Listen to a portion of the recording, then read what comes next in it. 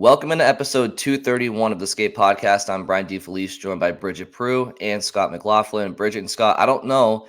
Well, actually, I do know. You guys are troopers, and you did stay up for the entire game last night, which got out around 6 a.m. or so. Obviously, I'm joking.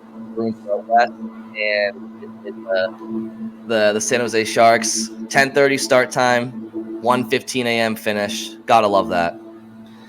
It's brutal. Like, they really have to take that extra half hour. Like, you can't have a 7 p.m. local start, 10 Eastern, which is bad enough, but like, we'll deal with it. We understand. We always get 7 p.m. local starts. So you can accept that, but that extra half hour just makes it even worse. It's like, because I'm watching some of the early games last night, like Toronto, Florida, Buffalo, Calgary. And it's like they those games end, and it's like, oh, it's still 15 minutes until the Bruins game starts. Yeah, it was. I mean, the extra 30 minutes is just like a middle finger to people on the East Coast. Like, hey guys, you're not gonna make it till this game ends at 1:30 in the morning. But I did. But I'm also like a late person. Like, I'm always up late anyway, so it wasn't a huge difficulty for me. But Scott got like 5 hours of sleep, so we apologize to Scott. Or San Jose should apologize to Scott. They should. The entire city, really the entire Bay Area, honestly. I'm going to hold that whole part of the state accountable. No, but yeah, I'm not a late person, so I got to plan around it. Like, I got to schedule some naps in. We're good, though. We're ready to go. Let's go. Yeah, we're ready to go. And there's nothing like getting New England ready for excited for a hockey season, a new team, new faces, like a, October West Coast trip when everybody's sleeping except for the people covering the team. So that's lovely.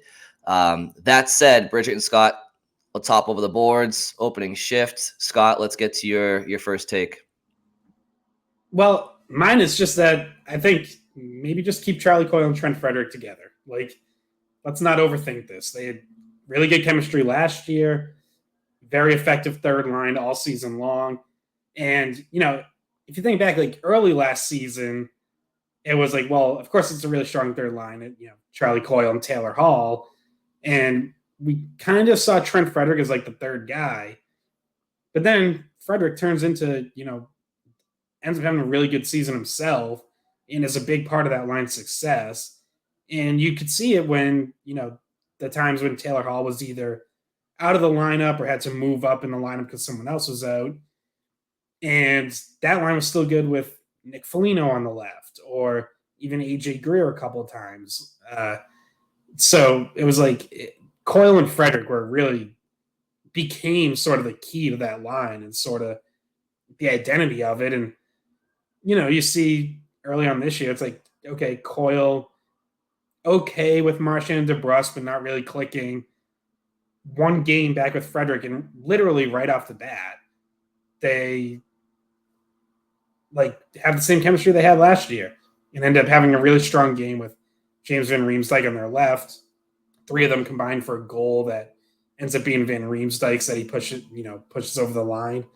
So I just think, like, don't overthink it. Just keep those two together, and for now, keep JVR on their left too.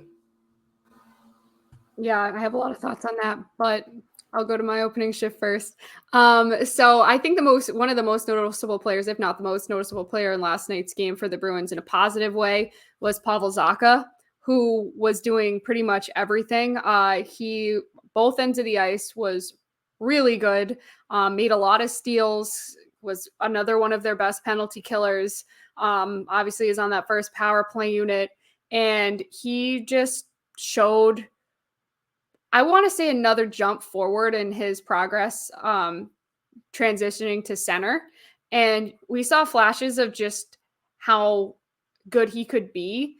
And we saw some Bergeron-like moments of his play last night. So I think him with Pastrnak works, right?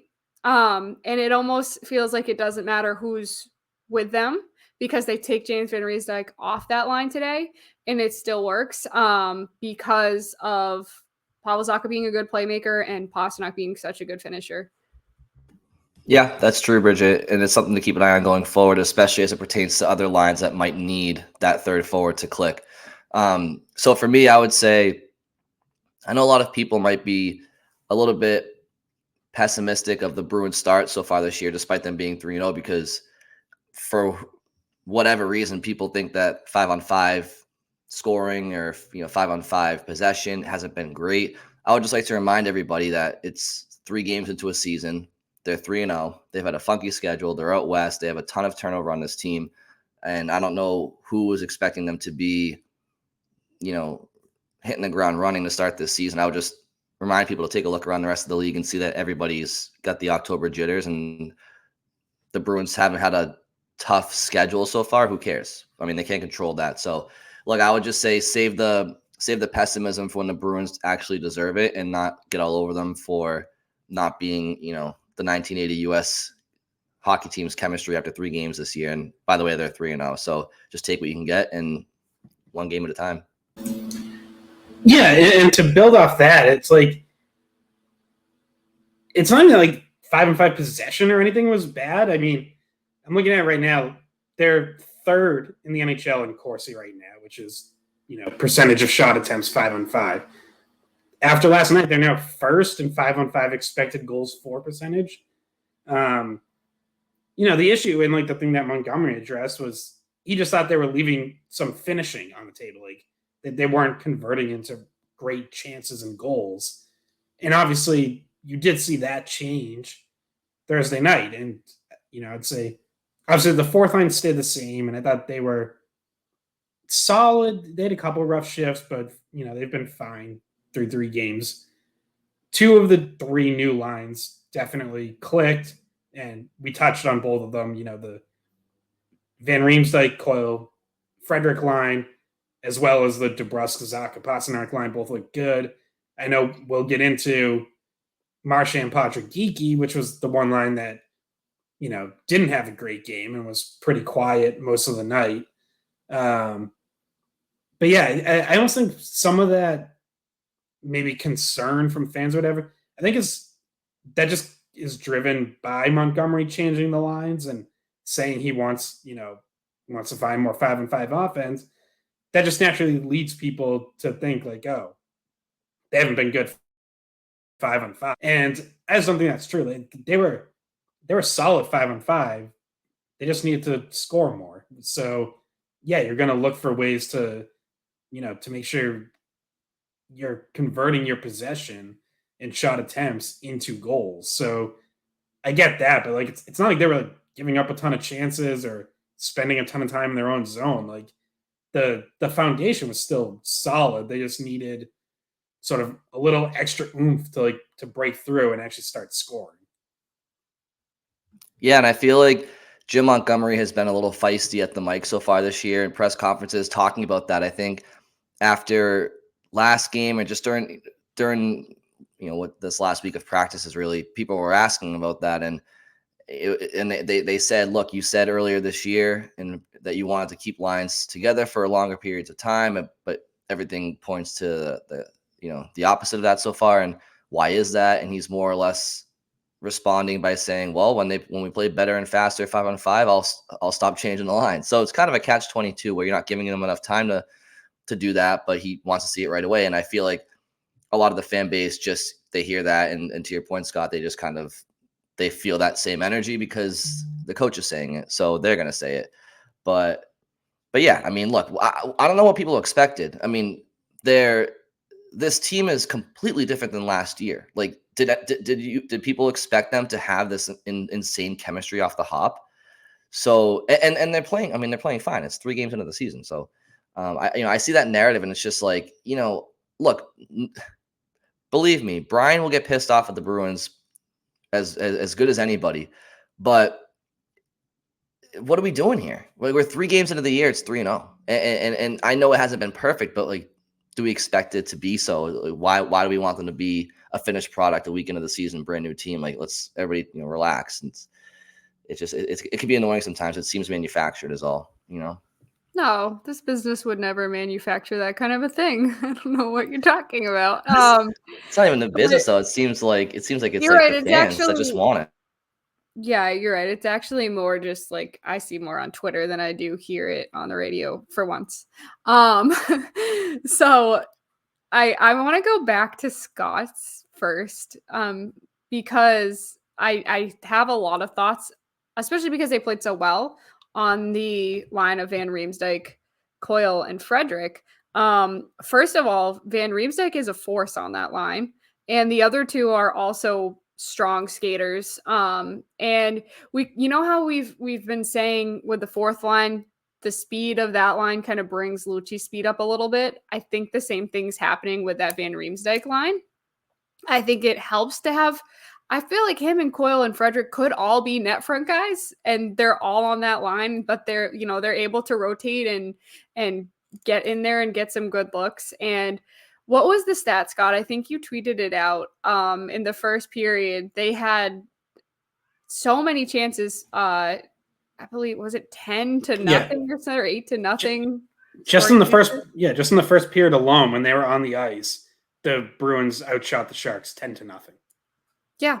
And that line was swarming the offensive zone. And to the point about the chemistry with Coyle and Frederick being there again, whenever I see them, they're funny. Like they're like a big brother and a little brother. Coyle is the big brother, and he's always like, I see Frederick with him a lot. They're either like passing a football or they're just hanging out together. And the way they talk about each other too, it's kind of like it almost feels like they're a big brother, little brother situation. So they have on the ice chemistry because of working together all of last year, but they also get along off the ice really well. So I think that helps. Yeah, for sure. And, look, obviously we know why Coyle was on a different line to start. All summer long, he was penciled in as one of the top two centers. And, Van Riemsdyk was going to get a shot in the top six before Frederick. But I think we had even kind of touched on it, come up at times too, is like, it wasn't out of the question that Frederick ended up in the top six. Like, if Van Riemsdyk wound up dropped down to a third line, say, maybe you would have seen like Marchand, Coyle, Frederick as a line, which could still be a possibility at some point. Because now, to transition a little bit, the first go round of Machand-Poitras-Geekie wasn't great.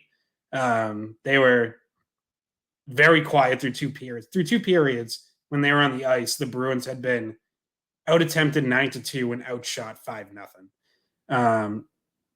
Now, Marchand did score a goal, and Poitras played a role in that because he had the zone entry leading up to it, dumped the puck down low to Marchand, and that sets up the whole possession. It just so happens that Poitras changes off for Johnny Beecher before the goal is scored. Beecher ends up getting the assist, his first NHL point. So it's not like they didn't do anything, but as a line, they were pretty quiet. And I'm not gonna panic or overreact. In fact, I hope Jim Montgomery keeps that line together Saturday in Los Angeles. He did briefly split them up late in the second period Thursday night, and then went back to it in the third period. I thought they found a little bit of traction. They at least had a couple offensive zone shifts in the third. But I think this is a good situation to give Poitras a chance to bounce back. See how he responds to really his first hiccup at all that he's had as a pro, talking preseason, training camp, regular season. The kid's 19 years old. He finally had a quiet game. So give him a chance to respond before, shaking up the lines again. But quiet isn't even bad. Quiet means that you also didn't F up horribly and were like, oh, yeah, maybe he's not ready. It was just a weird situation, and it was the first time this year that they're playing on that line with Marchand, and it may turn out they could build their chemistry, or maybe they're better off with him and Geekie and DeBrusk. We don't know yet, but I would like to see more of that line. Well, the line that I haven't seen, it's to that point, we haven't seen Marchand, Poitras, and DeBrusk. Have we for any extended amount of time, 5-on-5 at all, really? All this line shuffling, that's the one we didn't see, right? So, I mean, look, So Scott's initial take on JVR and Coyle and Frederick in particular, but with JVR, I like that line. Obviously, that size, it's great. The chemistry with Coyle and Frederick is great. So I echo all of that. And Coyle looks much more natural in that third line spot. It's just, I know it was San Jose, but better matchups. That's where he's supposed to be on this team. As far as what you guys are talking about, I didn't expect Patra, Marchand, and Geekie to light the world on fire. I just didn't. I think Geekie does a lot of small things well. He's a big body, goes to the net, strong on the puck, strong on his feet. But he's not the fastest skater. And you're talking about three guys that have never played together before. So the line I want to see, because Bridget, you mentioned how Pastrnak and Zacha, they can gel with you, me, or Scott on the other wing, I think. And so I don't think they need DeBrusk on that line, despite them looking good. So I want to see Patra, Marchand, and DeBrusk. And if you do Frederick, Geekie, and Coyle, is that all much different than Frederick, Coyle, and JVR from a size perspective? Not really, right? So maybe put JVR back into that top line with Pastrnak and Zacha, and Patra, Marchand, and DeBrusk. That's what I want to see. I kind of thought that Geekie on a line with Marchand and Patra was kind of a waste of Patra's first showcase on that line. That's just my opinion. I'd like to see what the combinations I just spoke of. Yeah, I completely agree. And also that means that DeBrusk would be playing on what is now his strong side, the right side, where they've been slotting him in on the left so that Pastrnak can stay on the right. So I think you're looking to get DeBrusk also in a more natural position on a line that looks like that with Marchand, Patra, and DeBrusk. Yeah, I think that I almost expect to see that at some point. We sort of touched on that last episode where it was like, it almost felt like there was still another move to go because I just don't see Geekie sticking on a line with Marchand. It would be great. It would be a very pleasant surprise if Geekie plays up to that level, but I'm not really expecting it. And Geekie was a fourth line guy before he came to the Bruins. Like, is he really a top six guy and on this team? No, not certainly not yet. I mean, early in the season, it's fine to give him a shot there and see what happens. But there's certainly not much in his resume that would tell you that he's going to stick there or is capable of that. And in this scenario, Van Riemsdyk goes back up with Zacha and Pastrnak, and I thought that line was fine. They just hadn't scored as a line yet, but I thought they were doing some good things and getting some chances. So, and Frederick, Coyle, Geekie. I mean, it means Frederick goes over to the left, and I think like DeBrusk, he's probably more comfortable on the right at this point, but it shouldn't be that huge of an adjustment, honestly. Like I said it with DeBrusk too. It's like riding a bike. If you've played left wing long enough before, you shouldn't struggle going back there. You should be able to pick it up and get used to, where to be on the wall and all those little things pretty quickly. So, and that line, I think, should still be a pretty solid third line. Geekie doesn't have the finishing touch around the net that Van Riemsdyk does, so obviously you're losing that, but you still have the three big bodies. You still have three guys who can get in on the forecheck. You can still play with some pace. You can still do all that stuff. So might not be quite as offensively dynamic in terms of scoring goals, but you're looking for a line like that to score a lot of greasy goals anyways. So they should be able to do that. And Geekie's, I feel like he's one of those guys that Don Sweeney brought in free agency, same with Boquist, that he had an idea where they would go, and then all of a sudden Patra and Beecher pushed their hands, and now you're trying to find a home for Geekie somewhere. And he was clearly good enough to make the team, but the natural position that I think they wanted to bring him for was fourth line center, and then now that's Johnny Beecher's job, and he deserves it. So you're trying to figure out where else to plug him in. And we've seen him take faceoffs instead of Poitras at different times on the power play and even strength, because he can still take faceoffs and what have you and play on the wing. But he is kind of someone that they had an idea where he was going to go, and then it got shaken up with the fact that Poitras and Beecher were ready, and both are centers in this lineup. So now you have to find somewhere else to put him, and they just haven't quite figured that out yet. Yeah, I mean, really, it was third line center was where he was going to be penciled in. So it was really Poitras who bumped him out of that, and then he could have gone down to fourth line center, but Beecher looked so good and so ready for that moving Geekie over to the wing was the more natural move. And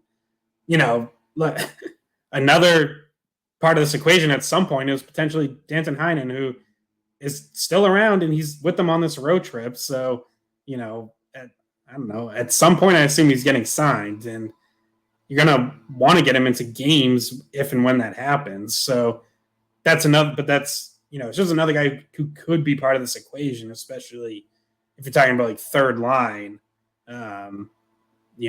He could certainly fit there. He could fit on the fourth line.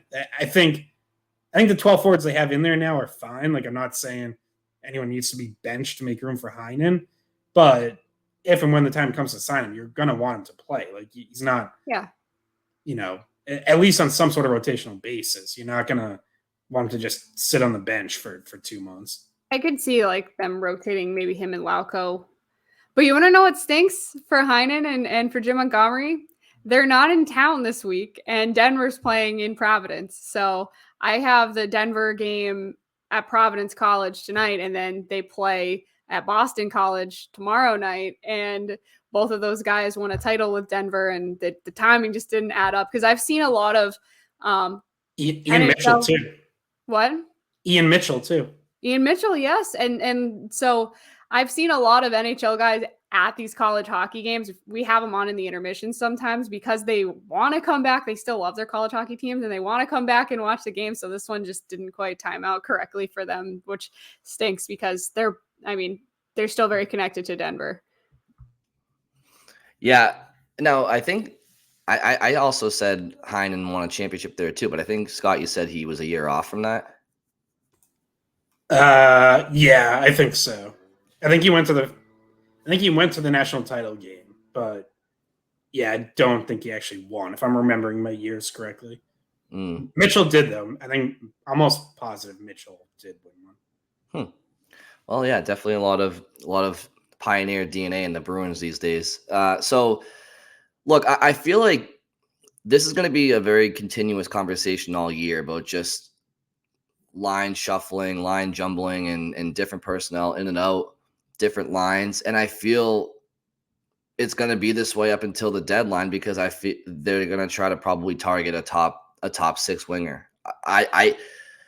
Because I just don't see the Bruins trading for a top two center. I just don't think they're necessarily out there, especially at the trade deadline. I think they're going to try to improve their team. And I think that they're going to try to improve their team on the top six wing. So until then, you're going to have, essentially what I'm saying is, you're probably going to have a third line caliber winger in the top six until then, because they have an abundance of middle six kind of talent, or third line talent. I mean, you have Frederick and Geekie, and you have, obviously Charlie Coyle, you have Danton Heinen, who, as we mentioned, still isn't signed. I mean, you have Jesper Boquist in Providence. It's just the way that JVR on a championship team, we kind of feel like is a third liner, right? I mean, he looked great last night on the third line, but he has the highest ceiling of these players I'm talking about to be in the top six. So I just think it's going to be like this for months going forward until they add to this roster where they need to. That's the vibe I'm getting, because I don't see with this forward grouping.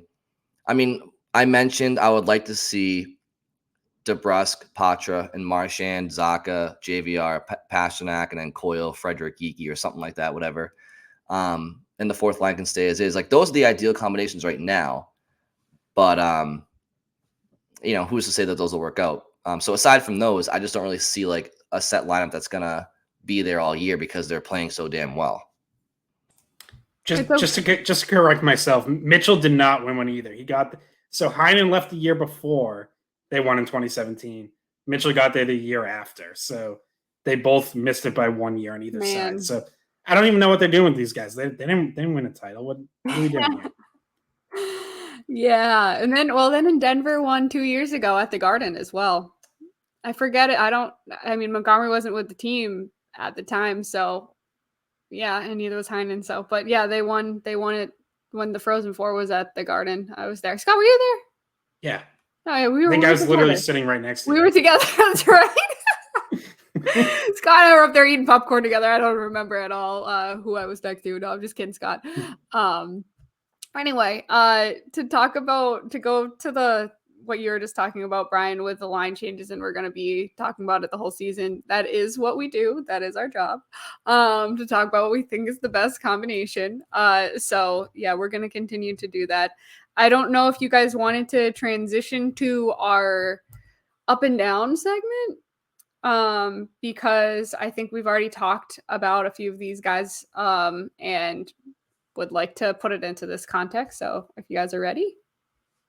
Yeah. So, I mean, the way we're looking at this is like, I think we're going to try to do this once a week. Who's up, who's down. It's going to be on sort of like a rolling weekly basis. So in the case of this one, since the Bruins have only played one game this week, we're just going to look at the first 3 games total. But I think, maybe the most obvious up, especially from if you're comparing to maybe some questions going into the season, is James Van Riemsdyk, who now has 3 goals in 3 games, and 2 of them came on the power play. His goal Thursday night comes 5-on-5, and you're just seeing him do the things that he's done really well throughout his whole career, which is be very involved around the net, be hard to move out of those areas, and score dirty goals in close. As I've said before, you're not going to see as much of the sort of high-flying skill that he had earlier in his career when he was young. He doesn't really have that foot speed anymore, but everything else that he's always had, that he's learned, he still has that. He hasn't forgotten how to be a presence around the net, how to finish him close. And last year was, he's on a bad Flyers team. We talked about how he already matched his total of power play goals from all of last season. That tells you just how bad the Flyers were and how bad that power play was. It's like you have James Van Riemsdyk as your net front presence on the power play, and you can't find a way to get him more than 2 goals. I could be throwing shots at the net from the point and have him deflect a couple in. You have to try to not have JVR score goals to have him only end up with 2. I really want to see that. Can we make that happen at some point? I used to have a pretty good shot back in the day. Were you a defenseman? No, I was center or left wing, but okay. Yeah. But yeah, so I think JVR is definitely an up, and whether it's in a top 6 role or as sort of a high-end third liner, if you're gonna get him into 20-something goals this year, I've made my bold prediction of 30. That's a bold prediction. That's not what we should all reasonably expect. But if he can get into the 20s for a guy who's only making $1 million, I mean, that's going to be a steal and a half. So I think you have to be encouraged by what you've seen so far. Yeah, I agree, Scott. I think JVR he's been great. I mean, he's been more than what people. I mean, he's been everything that you kind of hoped for, from an optimistic perspective, but from a realistic perspective, he's definitely exceeded. And yeah, I wonder so much if it's that he's lost foot speed, Scott, or if it's just that the league around him has gotten faster. Because I don't. That's think fair he was, too. Yeah. He wasn't ever I remember the 2011 playoffs against the Flyers. In game 2, Philly was down in the series a game, and they came out on with their hair on fire. They had 50 or 60 shots that game, and JVR was just every time he touched the puck, it was as a Bruins fan, you're like, all right, what's going to happen here? He was dynamic, but and I've recently watched some of this because obviously with the prevalence of him being on the Bruins right now, but he wasn't Connor McDavid out there speed wise. It's just that he was blitzing Dennis Seidenberg and Adam McQuaid and Zdeno Chara, kind of a little bit flat footed at the blue lines. And but to your point though, I mean, even if what I'm saying is true, if the league around you is getting faster, then it's the same net effect, right? So, but yeah, he's been awesome for sure. I think he was just an amazing steal, right? Of all of the offseason acquisitions, you can see where Lucci has brought his physicality and where he factors in, and that was a good addition. And JVR has really already outplayed or showed that he can outplay his $1 million contract. I think the fact that the stats look as bad as they did in Philadelphia last year helped the Bruins get him, because otherwise, if you were to get him earlier in his career at any point, he would have been out of your price range as a free agent. And all of a sudden he comes in with a lower stock than really what he's worth. And you get him at $1 million and he's playing in your top six. You don't usually sign a free agent that cheap and they're just clicking in your top six and they're on your top power play unit and they're scoring so far up goal per game pace. Like, that's not something that usually happens. So that was just an incredible steal in free agency that I wonder how many teams gave him offers if he really just wanted to come to Boston or what the deal was with him only getting that size contract. But it's worked out really well so far. And I don't see any reason why it would all of a sudden go badly. Like that, what we're seeing so far in the first 3 games is what James Van Riemsdyk is. So I feel like you can expect this from him a lot of the year. Yeah, and who knows? Maybe he sticks around in a Bruins sweater for an additional year if he still comes at a bargain price. And he can play like Scott said, like a 20 goal guy at third line, whatever. I mean, he's 34, right? It's not like he's 38 or 39. I mean, hell, Patrice Bergeron was winning Selkies at 37, 38, whatever he is, and like, so I guess what I'm saying is like 34 is not. It's not 50. Like he still has some to give. For me, I think Johnny Beecher has been up. He obviously earned a spot out of training camp, and I don't know if I think people definitely had their eyes on him this training camp. I know we did. I know there was definitely a spot to be earned on this Bruins roster, but it wasn't a guarantee he would be the one to do it. Obviously, you see some free agent signings come in. We talked about it, Geekie and others, Boquist. Obviously, Boquist is down in Providence because somebody like Johnny Beecher took that job. So if the Bruins didn't have all these free agency signings, you'd be like naturally, okay, well, there's some spots for kids to earn. But then they sign these guys. And even though the mantra from the Bruins was still, hey, we brought these guys in, it's still open competition. Anyway, so he makes a team and he's been very good. He's been very noticeable. He's using his size, his speed, and keep in mind it's his first NHL action. So he's doing all this, learning the speed and the tempo of the NHL game, and face-off percentage is above 50% through 3 games. And he's been obviously he had a questionable hit in the Blackhawks game, but owned up to it and took a few licks, but dropped the gloves. Obviously got his first assist on Marchand's goal last night, as we mentioned. And I just think his speed and tenacity on the penalty kill has been a major development for him. And Scott, I think you may have tweeted out last night, that's how you stick around. A lot of attention's been on Matt Poitras and what he's doing as a young player to stay in the Bruins lineup, but Johnny Beecher is doing a lot of the little things really well that you need on an NHL team. Like the Bruins need Matt Poitras to be a second line center. That's what they want him to be. That's a lot to live up to. Johnny Beecher, he just needs to do the little things right to kind of earn that bottom 6 role, and he's doing that. So for me, Johnny Beecher's been up to start this season. Yeah, like there's like those certain requirements that the Bruins especially expect out of a 4th line center, and penalty killing is one. He's been a regular part of a penalty kill that remains perfect on the season. He's right in that like 2.5 minutes a game on the PK, which is Bruins basically have 5 forwards who are like in that range, or Coyle's more. I think Zaka's a little more, but he's right there. Like, he's been out there every PK. Take defensive zone draws in key situations. He's been out there for those. They're trusting him late in games to win draws and to make plays to get the puck out of the zone. Last night, after I think it was Marchand took the late penalty, right?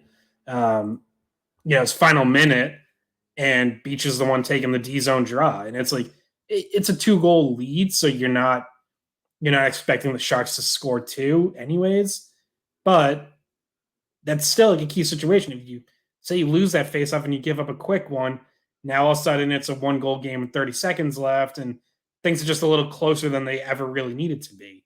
So still an important situation, and he's getting put out there for those draws, for those situations, and he's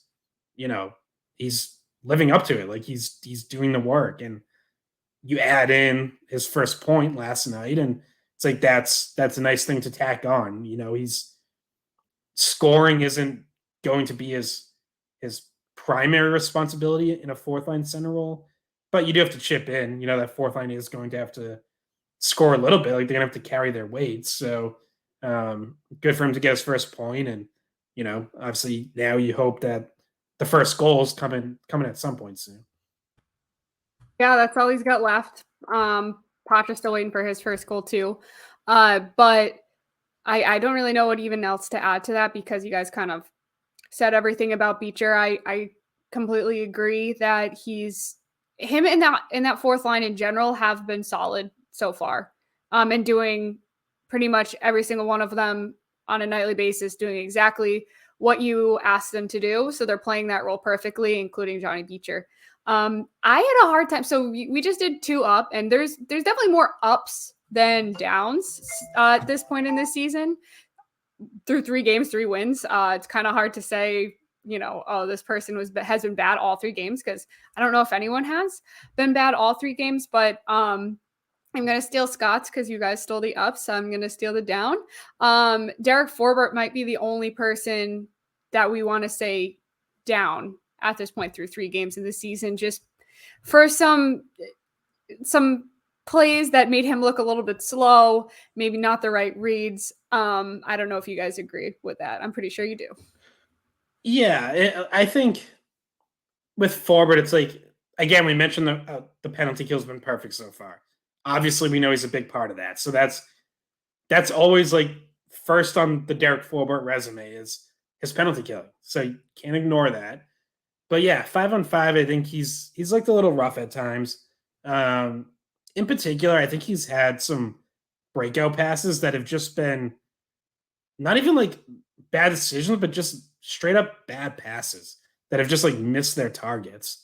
He had at least 1 or 2 of those last night.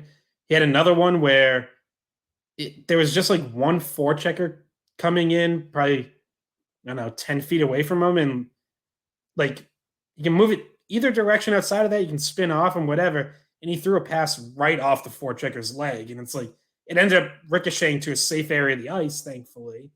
But it's like that easily can turn into a breakaway and a goal the other way if that bounces a little different direction. And there's just been a few of those plays where it's like, he has time, he's not under a ton of pressure, and just makes a bad pass. And, I know it's transitions never really been his strength, but I do feel like generally when he's playing well, he's at least making the simple breakout pass and like not overthinking it. And I don't know if he is overthinking it or if he's trying to do too much, because some of them have been like stretch passes that I don't know if that's really in his arsenal.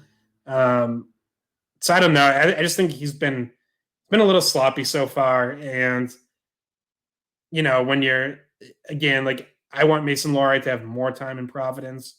Let him really be ready when you're going to call him up. But like, in a season where that's an option at some point, if Forbort's 5-on-5 play isn't good enough, like, at some point the penalty killing alone doesn't cover for it anymore. Yeah, I would agree. I mean, I don't have these grand expectations for Forbort. He's exactly what we've been watching for a couple of years now. He's not a great transition player. Does not have great outlet passes. Doesn't lead his teammates in transition, as you mentioned, Scott. A lot of his passes are just behind his teammates, just not tape to tape, which, you make it to the NHL, you better be a tape to tape passer. So that's kind of bare minimum. And yeah, look, I think I've been on record saying I think Lohrei is going to be in his top 6 at some point this year. I think right now it's just a matter of when. Certainly probably not here in October, but yeah, I think it's fair. I mean, I don't have these, like I said, big expectations for Forbort. But yeah, I mean, to your point, if you're not strong 5-on-5, I just think special teams is a major part of the game. I just don't think Derek Forbort invented how to be a penalty killer. I mean, other people are capable of doing what he's doing. I mean, so yeah, I mean, but for me, I would any follow-ups on Forbort before I name a couple of guys? Yeah, just to say that in terms of, to compare between him and Beecher, their positions, first of all, Beecher won that role and also has done everything to keep it so far. And I feel like Forbort, maybe I wouldn't say outplayed Lohrei for that role, right? So he has that role and it's his to lose. So it's Lohrei's to try to win over at some point in the season, or Ian Mitchell's, or whoever the extra defenseman is. So he's at the very bottom of that safety net. He's the one that's kind of leaning off the edge. So he's got the footsteps right behind him, and there is a pretty viable replacement in Lohrei. I think Lohrei maybe, like we mentioned before, has some more polishing to do, but it's not like he can't come in and play NHL minutes and work on his game in the NHL. Scott, what are you doing? Huh? Scott, I was looking up stats. Scott. Oh yeah, no. In your apartment. Scott's mowing his kitchen floor over there. Scott, I don't even know if you can. Bridget, I don't know if Scott can hear as much as we can. But yeah, all of a sudden it just came through. Well, probably not, because I have headphones in, but I thought I muted when I stopped talking last time. No. So it's just probably why you continue to hear it. It seems to get louder. When Bridget's making points, it just gets louder and louder. I think the tile on your kitchen floor is as short as it can get. You can probably stop mowing now. That means Bridget was talking too long. That's actually her playoff music with the Oscars now. That was pretty much. I was done with my point. So the leaf blower is just going to get louder and louder the more you talk. Yeah.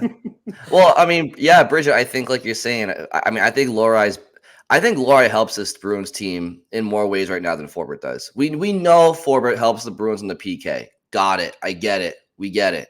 But there's other facets to the game that he doesn't, and Lohrei would. And I'm not convinced Lohrei would suck as a penalty killer anyway. I think he's long and rangy, and so I don't know. Look, it's not something I'm looking for right now, but I do think that in the next couple of months, I'd like to see Lohrei start to get some opportunities up here.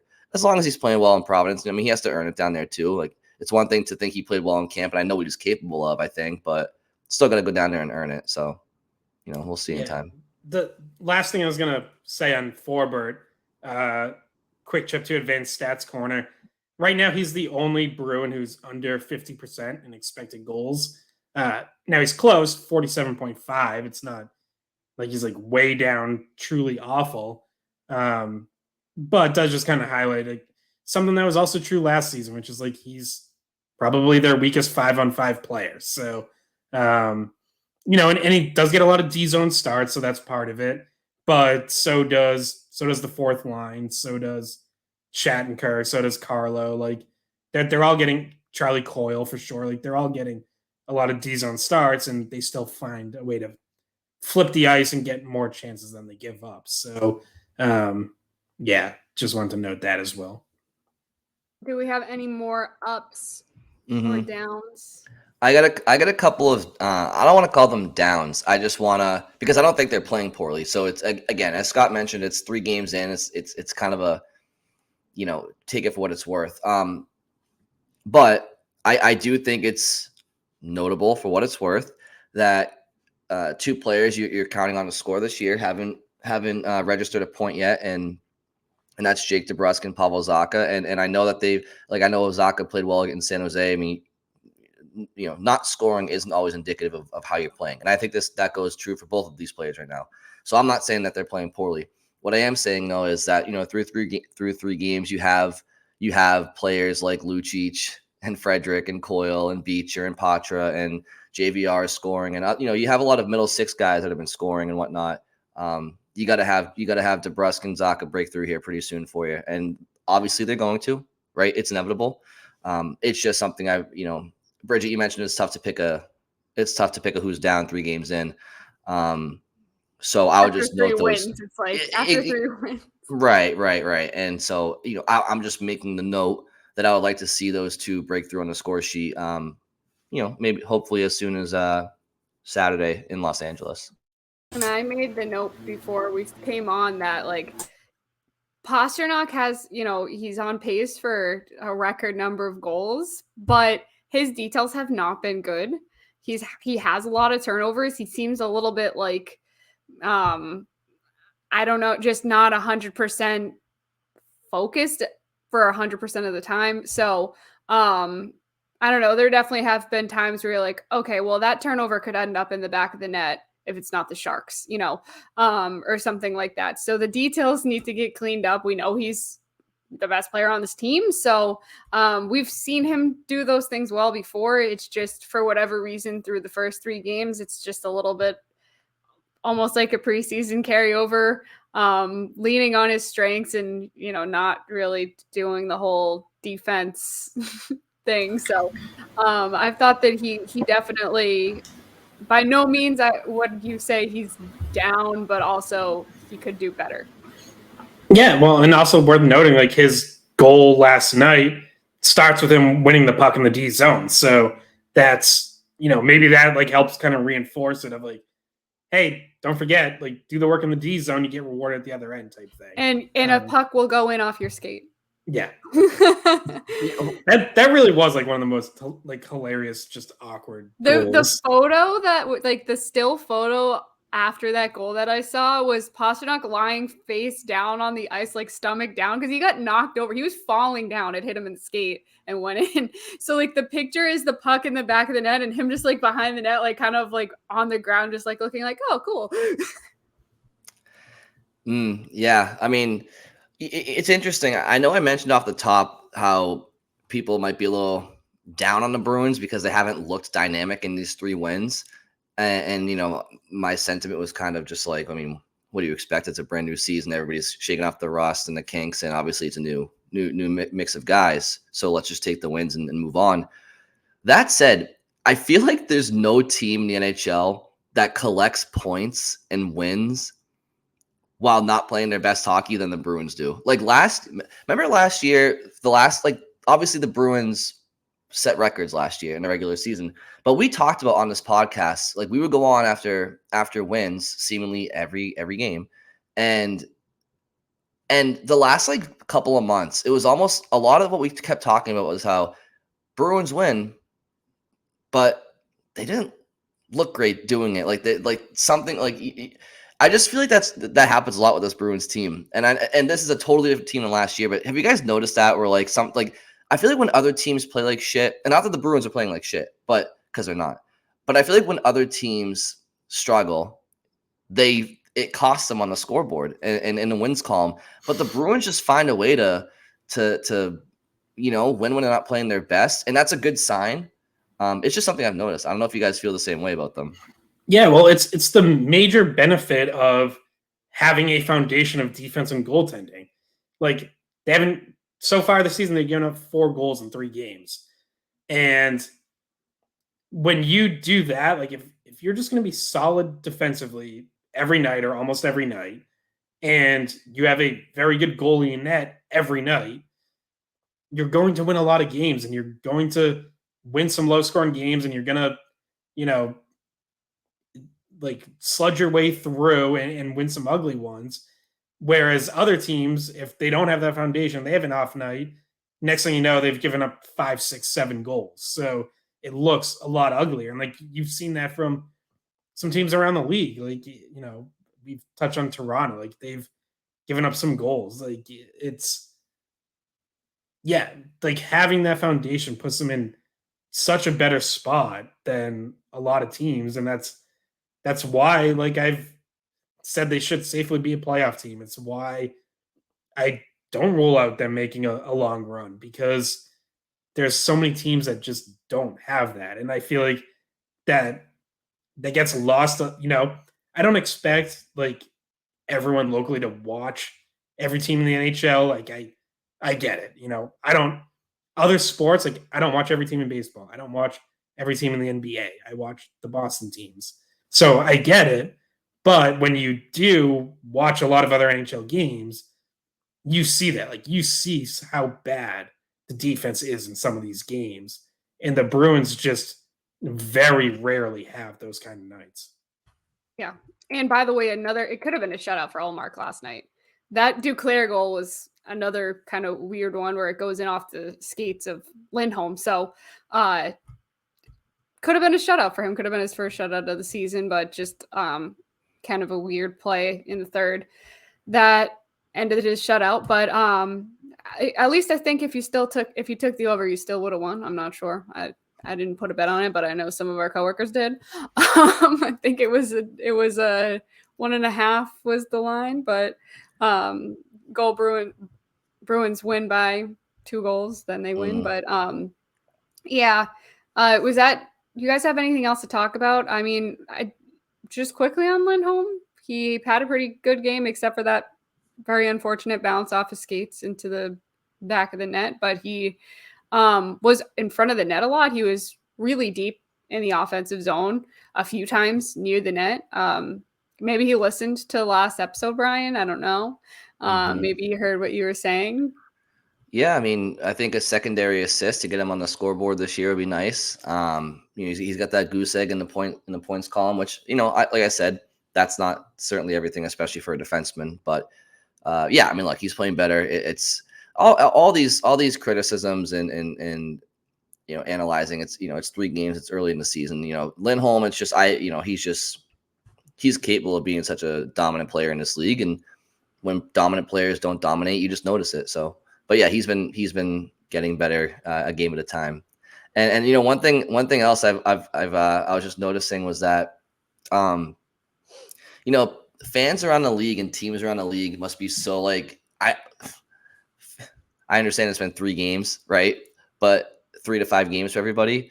But considering the Bruins lost Bergeron and Krejci last year, like I bet you teams were probably banking on hopefully the Bruins get off to a bad start, and it's just like I said, 3 to 5 games in, depending on what team you're talking about, it's like that Bruins logo is at the top of the standings in the East and 3rd in the NHL standings. And it's just like teams would just be like, God damn, like they can't even get up to a bad start to kind of like trip them up early on and all. Yeah, I mean, we're already down to 4 undefeated teams left. And as you said, like I'm thinking like, what's the reaction going to be if the Bruins are the last undefeated team standing? Like, let's say they basically like sweep their way through this road trip, because right now it's 4 undefeated teams at 4 different records. So Vegas is 5-0-0, which I think I heard they're the first defending Stanley Cup champions to start 5-0-0 since I think it was like the 85-86 Oilers or something. Colorado's 4-0-0, Bruins 3-0-0, and then the Islanders 2-0-0, the team that the NHL forgot to schedule and has still only played 2 games. So that's it. Like everyone else has lost already. So it would be funny to see the reaction kind of league wide if the Bruins end up being the last undefeated team standing. I feel like the NHL hates the Islanders. They just like, there was a year where they started the season with like 13 games on the road because their building wasn't ready, which to be fair, that's not the league's fault. But I just feel like the Islanders are just like, unless you live on Long Island, nobody likes the Islanders because they're just kind of a boring watch and a snooze fest. But no offense to any of the Islanders out there, or their fans. I feel like that was offensive. Yeah. I feel like that was. That's true. I guess Melvin wanted to say hi, by the way. Hey, Melvin. Yeah, for those watching, Melvin has joined the podcast. Melvin, he joined it earlier too. I don't know what. Yeah, if you follow us on Twitter, you saw Melvin was taking Bridget's place before the podcast. Yes. Filling in on the production meeting. He's currently mad that I just woke him up so that he could say hi to the people, but yeah. And he is wearing a t-shirt, but he's dressed in case, he needed to be on camera, so. All right, it's like a almost Bruins themed t-shirt. It says "Bad to the Bone," which I remember always playing over Cam Neely highlights back in the day. Mm-hmm. Yeah, and it's homemade, so. Well, I feel like Melvin probably wants us to wrap this one up. So the Bruins are off until, are they practicing? Do we know? Are they practicing today, Scott? Making some line combinations, or is that a pregame skate tomorrow? I don't know, actually. I think they might be off today and then have morning skate Saturday in LA. Actually, I'm pretty sure that is. I think they have an off day in LA today. Okay. All right. So, Bruins are off until 10:30 Eastern Standard Time tomorrow night when they play the Kings. So, if you don't have plans on a Saturday night and you're not trying to go to bed, then it's great. Watch the Bruins until 1 a.m. But either way, the three of us will be breaking it down. So thank you all for listening, and we will talk to you very soon. Hey guys, thanks for watching the Skate Podcast. If you want to see more of our videos, visit our playlist. Not in front of a screen? You can listen to us on Spotify, Apple Podcasts, or wherever you get your podcasts. Don't forget to follow us on social media. And if you enjoyed this video, please don't forget to give us a thumbs up, subscribe to our channel,